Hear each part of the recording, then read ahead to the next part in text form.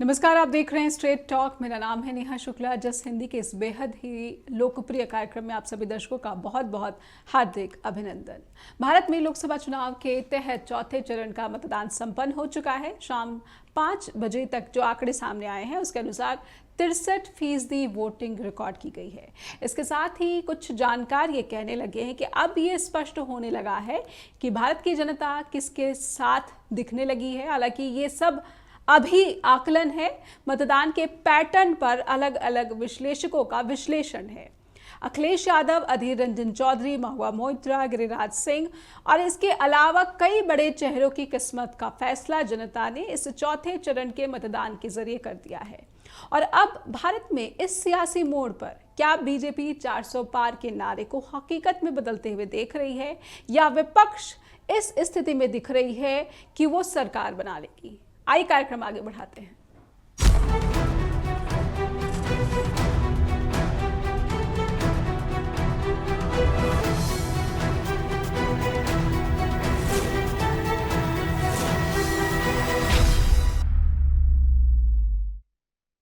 तो 4 चरण पार हो गए हैं और अब की बार किसकी सरकार, ये एक मूल सवाल। और इसके साथ ही इस मूल सवाल के इर्द गिर्द भी बहुत सारे सवाल हैं जो हम चाहते हैं कि स्ट्रेट टॉक में पहले इन सवालों पर एक नज़र डाल ली जाए, उसके बाद अपनी बातचीत शुरू करते हैं। ये सवाल है कि चौथे चरण के मतदान के बाद एनडीए और इंडिया अलायंस, ये दोनों ही जो गठबंधन है, उनकी स्थिति क्या दिख रही है।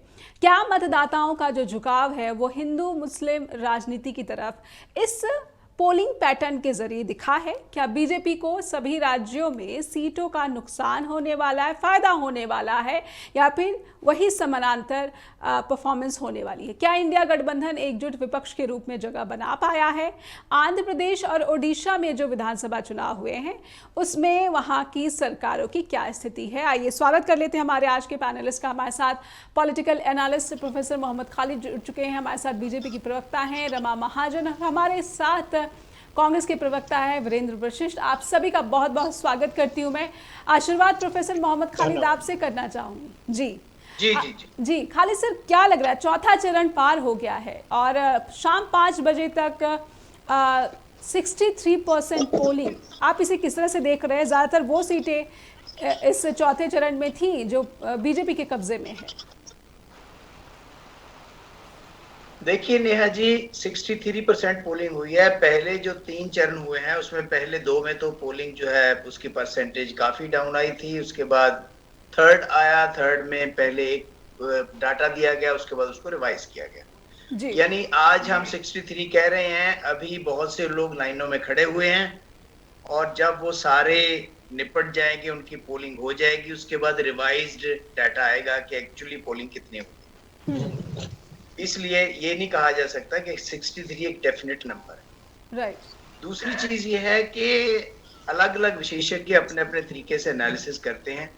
कुछ लोग कहते हैं कि बम्पर वोटिंग अगर हो तो लोग चेंज चाहते हैं, और कुछ लोग कहते हैं कि अगर वोटिंग परसेंटेज कम हो तो कांग्रेस को उसका फायदा होता है। और कुछ लोगों का ये मानना है कि ये बहुत अनसर्टन है ये बातें कहनी, क्योंकि वेस्ट बंगाल में जैसे कि काफी ज्यादा पोलिंग हुई है, मध्य प्रदेश, महाराष्ट्र में या यूपी में लगता है कम पोलिंग हुई है। अब उसका मीनिंग स्टेट वाइज कैसे लगाए, और स्पेशली जब पूरा स्टेट नहीं जा रहा पोलिंग के लिए सिर्फ आंध्र प्रदेश और पूरा स्टेट जो है वो आंध्र और तेलंगाना गए हैं, बाकी सब में आंशिक रूप से पोलिंग हुई है। किसी में 8 सीटें, किसी में 10 सीटें, किसी में 5 सीटें। जी। अब बात यह है कि क्या ये जो वर्डिक्ट है, आते 4 जो वो हैं, 4 पड़ाव हो चुके हैं, तो ऊंट किस करवट बैठ रहा है। मैं फिर यही बात करूंगा कि जितने भी स्टेट पूरे के पूरे पोलिंग जहां पर हो चुकी है, स्पेशली वो स्टेट जहां पर बीजेपी पिछले इलेक्शन में 100% सीटें लेके गई, 25 में से 25 सीटें, अब 25 में से 26 तो आ नहीं सकती, तो 25 में से कम होने की संभावना है। चाहे 2 सीटें कम हो, चाहे 6 कम हो या 8 कम हो। ये अलग अलग स्टेट में अलग, राजस्थान में अलग है, गुजरात में अलग है, क्योंकि परिस्थितियां बदलती रहती हैं और हर इलेक्शन एक जैसा नहीं होता। हर इलेक्शन के समीकरण अलग अलग तरीके से होते हैं। तो जब हम कहते हैं कि आप ये देखिए कि जब भी कोई सरकार, किसी भी की भी सरकार एक दो इलेक्शन जीतती है तो वो डाउन ग्रेडिंग उसकी होनी ही होनी है। ये एक नेचुरल प्रोसेस है।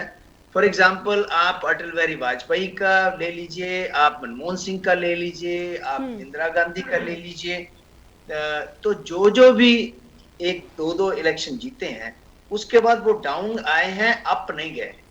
तो जिसका मतलब है कि 400 सीट या 400 पार जो है ये तो काफी ज्यादा मुश्किल है। हाँ, आप कोई भी बात कह सकते हैं, वो कहने का हर एक पार्टी को अपना हक है, 500 भी कह सकता है, उसमें कोई बात नहीं। तो इसलिए ये जो इलेक्शन है, ये इलेक्शन धीरे धीरे उस तरफ जा रहा है जहां पर 400 पार से बीजेपी को कम पे किनारा करना पड़ेगा। हो सकता है उनको मेजॉरिटी मिले, या यानी कि 50% या 51% जो सिंपल मेजॉरिटी है, हो सकता है वो भी ना मिलने पाए, क्योंकि वोटर जो है वो क्लोज टू द चेस्ट अपनी बात रखता है। उस हमें नहीं पता, किसी को नहीं पता। Even I was listening to Narendra Modi, अभी एनडीटीवी के साथ उनकी बात चल रही थी, शायद आज की थी। वो कहते हम बहुत कंफर्टेबल हैं। हर लीडर अपने तरीके से बात जो है वो करता है। एनडीए जो इंडिया गठबंधन है, उनके लीडर कहते हैं कि गई, और राहुल गांधी कहता है कि तीसरी बार बाय बाय हो गया, खत्म हो गया। ये अलग अलग है, लेकिन ये है कि इलेक्शन जो है, डेमोक्रेसी की जो वाइब्रेंसी है जी, वो कंटिन्यूड है, और उस वाइब्रेंसी में से असल तो नतीजा 4 तारीख को पता लगेगा जी कि किसकी सरकार बनती है जी। लेकिन आप कह रहे हैं डेमोक्रेसी की वाइब्रेंसी दिख रही है, लेकिन वाइब्रेंसी इसको कहेंगे क्योंकि जो वोटिंग है उसमें तो गिरावट दर्ज की जा रही है। रमा जी से समझ लेते हैं। रमा जी, जैसे कि प्रोफेसर खालिद ने बताया कि जब भी कम वोटिंग होती है इसका फायदा कांग्रेस को मिलता है, लेकिन प्रधानमंत्री अपनी जीत को लेकर काफी आश्वस्त दिख रहे हैं। नमस्कार सबको। पहले तो मैं हामिद जी से कहना चाहूंगी कि मैं उनको सभी सुन रही थी, बहुत अच्छा एनालिसिस किया इन्होंने, और न्यूट्रल एनालिसिस था जी। आम जो एनालिस्ट होते हैं वो एक तरफ को झुक जाते हैं, पर इन्होंने बड़ा अच्छा, बड़ा न्यूट्रल जो है एनालिस्ट किया है जी। और जो बात आ रही है कि कम वोटिंग है, ज्यादा वोटिंग है, कम वोटिंग का किसको फायदा होता है, ज्यादा वोटिंग का किसको फायदा होता है। अब पहले कम वोटिंग हुई थी तब कह रहे थे बीजेपी को लॉस है क्योंकि कम वोटिंग हुई है, इसका कांग्रेस को फायदा है। अब वोटिंग जो है, और मतलब ये वोटिंग मुझे जो दिख रही है, अब अच्छी खासी वोटिंग दिख रही है। 3 बजे तक जो है 62% वोटिंग हुई थी, और अभी भी जो है वो काउंटिंग चल रही है।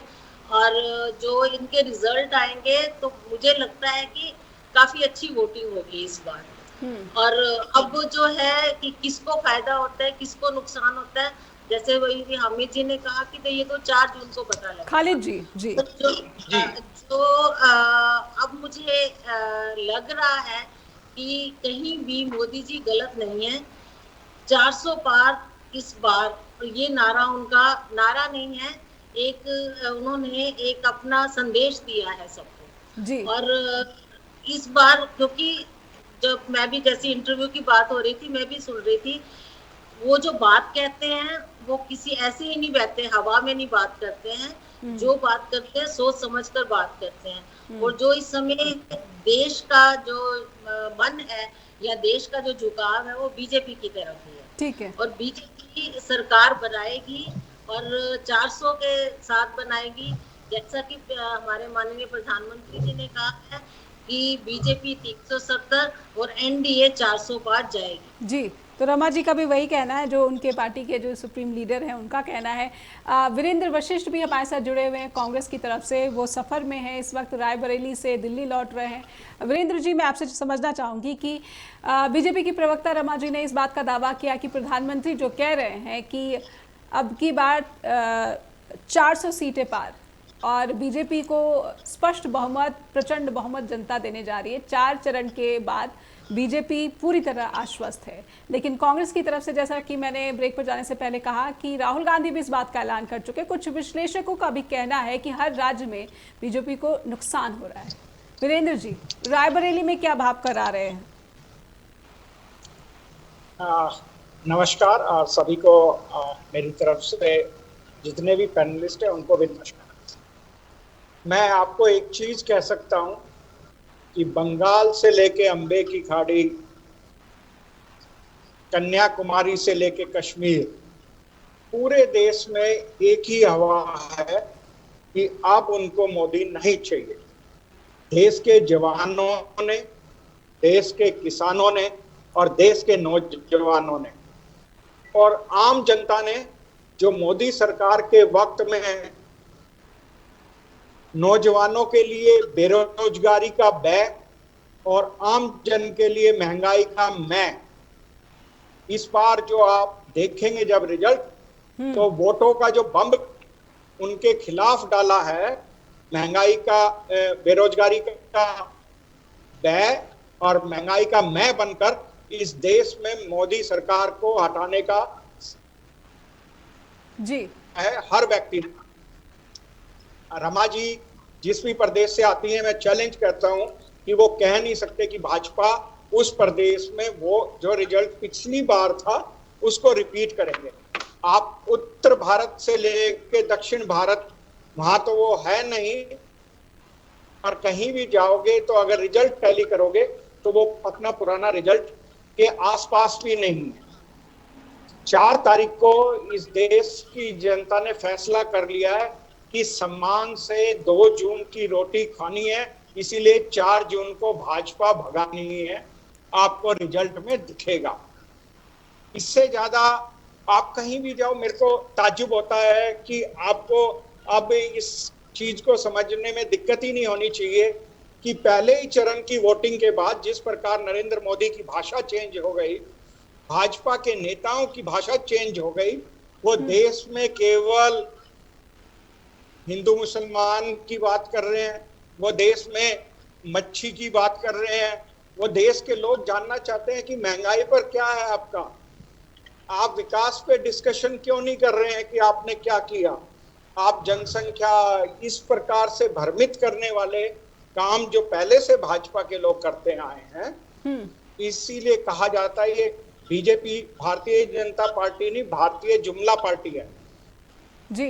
पहले चरण में जो चुनाव में इनके हालात हुए उसको देखते हुए इनके नेताओं ने नए नए जुमले, देश आजाद भारत हिंदुस्तान मजबूत देश है पहले दिन से, और उसको कमजोर दिखाने की, इधर उधर की बात करने के अलावा आपको चुनाव में नरेंद्र मोदी की सरकार का कोई भी नेता किसी भी डिस्कशन पे, राहुल गांधी जी ने उनको बहस, जो देश के 2 सुप्रीम कोर्ट के पूर्व न्यायाधीशों ने मांग करी थी कि देश के पोजीशन और अपोजिशन दोनों पार्टी के नेताओं से, रूलिंग पार्टी और अपोजिशन पार्टी, कि आप आए और देश के सामने अपनी बातें रखें, आप दोनों में संवाद हो। मैं बहस नहीं कह रहा हूं, संवाद हो।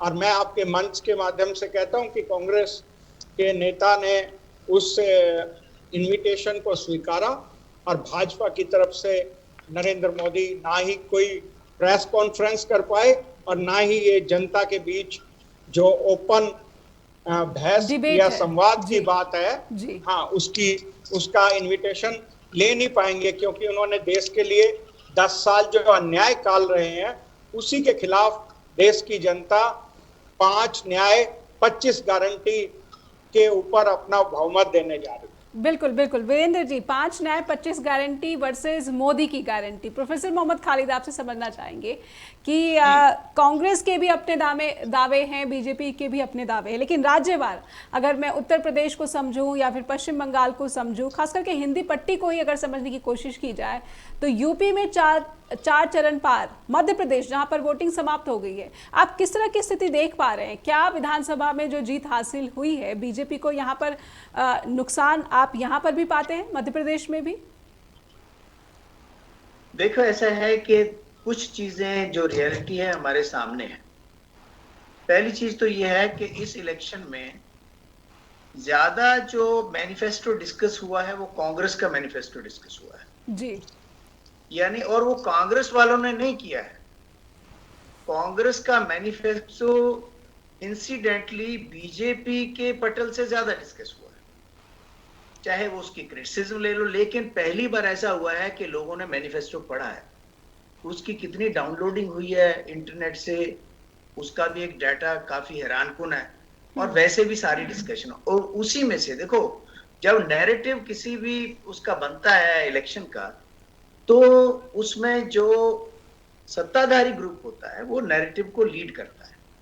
और वो जो नैरेटिव लीड किया, कांग्रेस का मैनिफेस्टो आते ही प्राइम मिनिस्टर मोदी ने कहा कि इसमें मुस्लिम लीग का ठप्पा है। और उसके बाद जो विकास के मुद्दे जिसके ऊपर 2014 का इलेक्शन था, 2019 का चलो पुलवामा का था, नेशनल सिक्योरिटी के ऊपर था जी।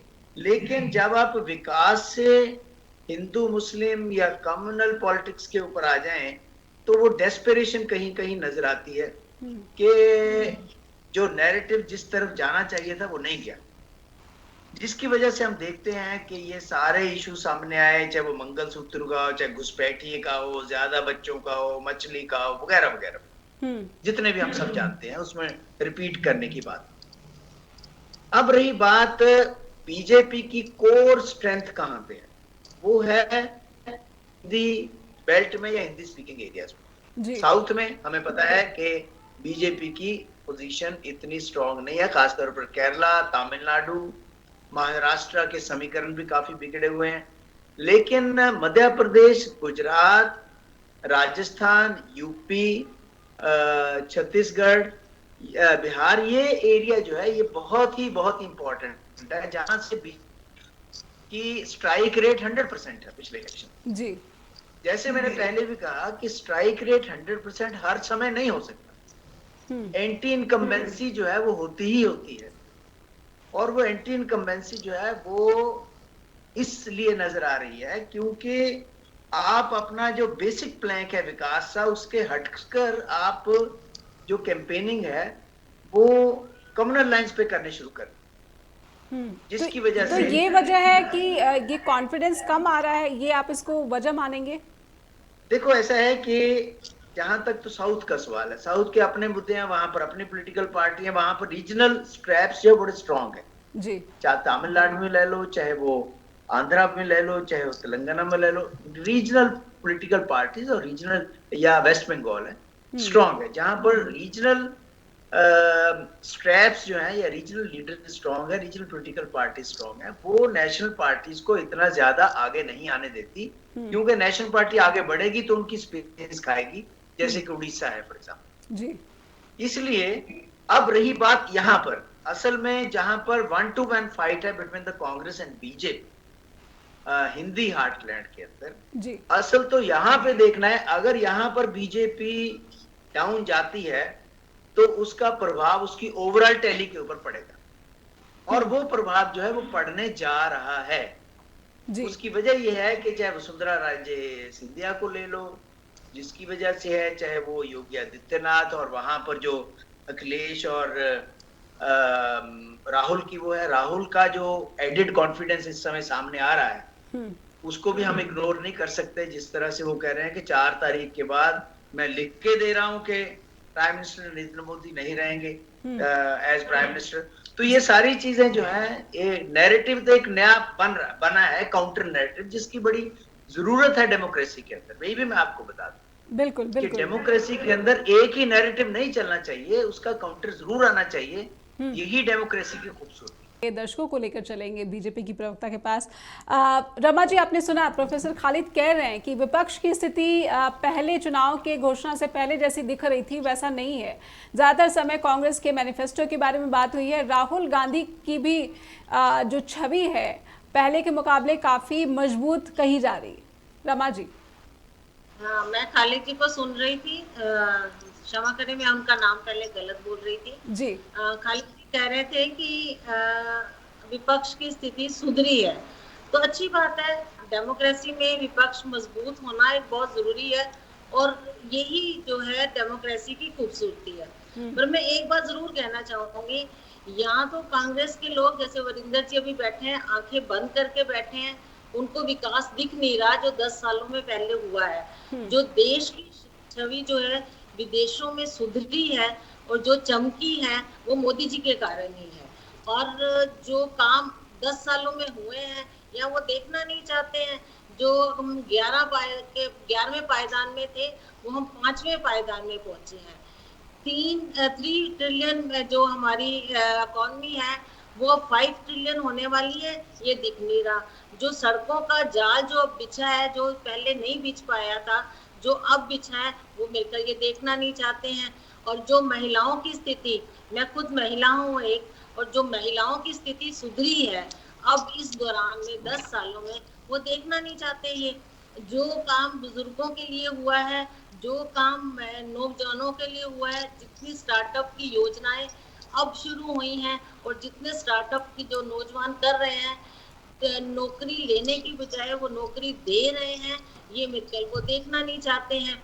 और ऐसी कोई बात नहीं है। और 500 साल की जो हमारी साधना सफल हुई है, राम मंदिर बन के तैयार हुआ है, इतने लोगों की भावनाएं जो है, जो उनसे जुड़ी हुई थी, वो ये देखना नहीं चाहते हैं।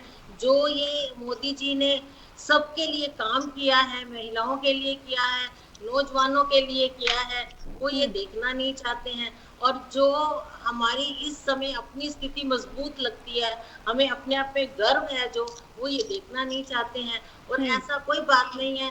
जो भारत की जनता है, वो मन बना चुकी है कि मोदी जी तीसरी बार आएंगे, और मेरा विश्वास है मोदी जी तीसरी बार बहुमत से सरकार बनाएंगे, और 400 पार जो है वो जाएगा। पर 400 पार आप अभी भी डटी हुई है इसी आंकड़े पर, लेकिन हमारे विश्लेषक कह रहे हैं कि 400 पार तो अभी नहीं दिख रहा है, बीजेपी को स्पष्ट बहुमत नहीं दिख रही है, हर राज्य में जो है नुकसान है। कांग्रेस के जी रमा जी बात पूरी कर। नुकसान है, कुछ राज्यों में हम इम्प्रूव भी कर रहे हैं। साउथ के कुछ राज्य हैं जिनमें हम इम्प्रूव कर रहे हैं। मोदी जी ने वहां जाके उनकी नब्ज टटोली है, उनके बारे में सोचा है, और ये भी पता है सबको, जो कर पाएगी बीजेपी कर पाएगी, और कोई उनके बारे में सोच नहीं पाएगा। जी, इस बात का दावा कि जो बीजेपी कर सकती है और कोई नहीं कर सकता। वीरेंद्र जी क्या जवाब देंगे? विपक्ष मजबूत हुआ है, लेकिन उसका क्रेडिट विपक्ष के नरेशन को नहीं दिया जा रहा है। ये इंडिया की डेमोक्रेसी की खूबसूरती बता रही है रमा जी। वीरेंद्र जी, तो लगता है हमारा संपर्क शायद टूट रहा है वीरेंद्र जी के साथ। वीरेंद्र जी, आप मुझे सुन पा रहे हैं? हाँ, मैं सुन पा रहा हूँ। आपको आ रही है आवाज? बिल्कुल बिल्कुल, आप अपनी बात यहाँ पर रखिए। रमा जी अभी भी डटी हुई, इनको पूरा विश्वास है कि किसी भी राज्य में अगर नुकसान हो भी रहा है तो भी 400 पार तो वो कर ही लेंगे। रमा जी हमारी बहन है, मैं तो इससे ज्यादा क्या कहूँ। वो एक चीज तो खुद स्वीकार रही है कि उनकी सीटें कम हो रही है। सीटें कम हो रही है तो 370 कैसे का 370 जुमला हो गया उन्हीं की कहने के अनुसार। और जब विकास क्या है तो आप ही देख लो, सिग्नल बीच में से टूट रहे हैं। आप लोग कहते हैं डिजिटल इंडिया हमने 100% कर दिया है। मैं तो अब आपके हालात बता रहा हूँ। और जहां तक बात है, आप ही का नारा था, मैं बड़े अदब से कहना चाहता हूँ। आप लोगों ने कहा था बहुत हुई महंगाई की मार, अब की बार मोदी सरकार का नारा आपने दिया था। और आज इस देश में जाकर किसी भी महिला से पूछ लें, चाहे इस न्यूज स्टेशन से लेकर आपके अगले नेक्स्ट टू योर होम्स वालों से, कि महंगाई बढ़ी है या घटी है, वो आपको बता देंगे। आप को मेरी बात पे विश्वास नहीं करना है, पर आप सच्चाई से परे नहीं रह सकते हैं। अगर ऐसा ना होता तो नरेंद्र मोदी और भाजपा के नेता जिस प्रकार से प्रथम चरण से ही देश का मूड ऑफ नेशन देख लिया था, तो वो अब भाप गए हैं कि उनको अब जाने का समय आ गया है। 4 जून को मोदी जी को उनका झोला उठाकर जाने का निर्देश इस देश की जनता देने जा रही है। तैयार हो चुकी है, फैसला ले चुकी है। उसका बस 4 जून केवल उसका एक डिक्लेरेशन डे है कि नरेंद्र जी आपने बहुत जुमले दिए, देश में मणिपुर में महिलाओं के साथ अत्याचार होता रहा, आप चुप रहे। ये देश के पहले प्रधानमंत्री हैं कि देश जल रहा था और इनके मुख से कोई उनके लिए संवेदनाएं तक भी नहीं निकल रही थी। और आज तक भी वहां वो जा नहीं पाए। क्या इससे बड़ा दुर्भाग्य इस भारतवर्ष की बहनों के लिए, भारतवर्ष के लोगों के लिए क्या नहीं होगा क्या, कि उस देश का प्रधानमंत्री उस के एक राज्य में, क्या मणिपुर को भारत का अंग नहीं मानते हैं ये लोग, जो इस प्रकार के अत्याचार और इतने प्रकार मतलब दुस्साहस हुआ और उसके बावजूद हमारे प्रधानमंत्री जी मणिपुर नहीं गए। अब कहीं भी देखो, क्या देश के प्रधानमंत्री में जो आज हालात हैं, इस देश की बात जब होती है प्रत्येक नागरिक की बात होती है। अगर आप माहौल क्रिएट करेंगे कि केवल हमें कुछ ही मुद्दों पर बात करनी है, अगर 6-7 शब्द अगर मैं निकाल दूं उनकी भाषण से, तो वो अपना भाषण किसी भी मंच पर पूरा नहीं कर सकते। और उन शब्दों को मैं बार बार नहीं रिपीट करना चाहता, क्योंकि वही उनकी MSP है, या ये लगा लो देश के किसान, आपने चंडीगढ़ के पास बैठे हुए हैं ना जी, कीले रोडों पर लगाई गई। क्या देश का किसान अपने प्रधानमंत्री से बात नहीं कर सकता था? क्या उन्होंने जो वादा किया था। इसलिए मैं कहता हूं कि नरेंद्र मोदी की गारंटी मत मानना जी। मतलब आज नरेंद्र मोदी की सोशल गारंटी, पॉलिटिकल गारंटी और नेशन को दी हुई गारंटी सारी की सारी झूठी निकली। आज तक उन्होंने, मैं एक और बात करता हूं कि प्रधानमंत्री के बाद बनने के बाद रमा जी को शायद याद होगा कि उन्होंने कहा था हमारे हर सांसद एक गांव को एडॉप्ट करेंगे और अपनी आदर्श ग्राम योजना जो है वहीं लगा कर उसको। हाँ, तो नेहा जी क्योंकि अभी भी चुनाव बाकी है, आप जिस भी इनके 10 सांसदों के किसी भी गांव में जाके वो आदर्श गांव को ही देख लो कि जो इन्होंने गांव एडॉप्ट किए उनके हालात क्या है, तो देश के हालात क्या होंगे उसके बारे में कम से कम भाजपा के लोगों को बोलने का हक नहीं। ठीक है, मैं लेकिन एक बात, इस चुनाव के पहले, चौथे चरण के चुनाव के पहले ये भी हुई, अरविंद केजरीवाल ने जेल से बाहर आते ही ये ऐलान किया कि असल में पीएम मोदी प्रचार कर रहे हैं अमित शाह प्रधानमंत्री बन जाएंगे जब वो 75 पार हो जाएंगे। तो क्या इसमें भी ये जुमलेबाजी है, या इसको अगर टटोला जाए, समीक्षा की जाए, तो इस बात को गहराई से समझा जाए तो असल में होगा क्या? क्योंकि बीजेपी ने ये तय किया था कि 75 पार के बाद जो है सक्रिय राजनीति से ये लोग जो है संन्यास ले लेंगे या फिर इसको अलविदा कह देंगे, मार्गदर्शन मंडल में चले जाएंगे ऐसे जो बीजेपी के दिग्गज नेता हैं। और सीधे चलते हैं प्रोफेसर खालिद के पास। सर, मैं समझना चाहती हूँ कि केजरीवाल ने जेल से बाहर आने के बाद ही एक सनसनीखेज बात रखी कि असल में पीएम मोदी प्रचार कर रहे हैं, लेकिन 1 साल के बाद वो अपनी सत्ता जो है वो अमित शाह को सौंप देंगे। तो क्या जनता में इन चुनाव से पहले इस चीज़ को गंभीरता इस पर दिखी? आप जो पोलिंग पैटर्न है उसको किस तरह से देख रहे हैं? देखो, ये किसी भी पार्टी का फैसला होता है कि कौन लीडर रहेगा कौन नहीं रहेगा जी। उसके ऊपर बाहर से कोई इम्पोज नहीं किया जा सकता कि इससे 75 पे रिटायर होना है या 72 पे रिटायर होना है। सत्ता एक ऐसी चीज है जो सत्ता में आ जाता है, वो सत्ता से बाहर नहीं जाना चाहता, चाहे 80 का हो जाए चाहे 85 का हो जाए, जब तक वो कर सकता है करता है। इसलिए ये कुछ नहीं कहा जा सकता।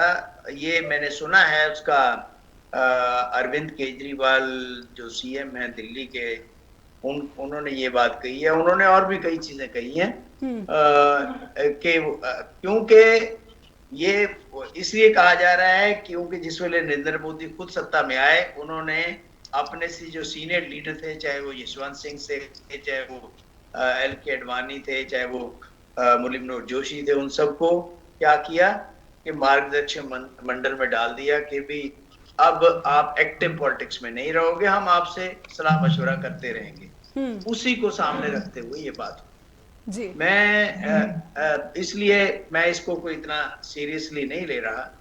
ठीक है, उन्होंने अपनी एक बात कह दी। बाकी दूसरी जो 2-3 बातें मैं यहाँ पे कहना चाहता हूँ, जैसे कि मैडम ने कहा है कि राम मंदिर का बारे में या विदेश नीति के बारे में, मैं आपको बताऊं, विदेश में छवि बहुत मजबूत हो गई जी। नहीं, मैं सर्वे के बारे में कह रहा हूँ।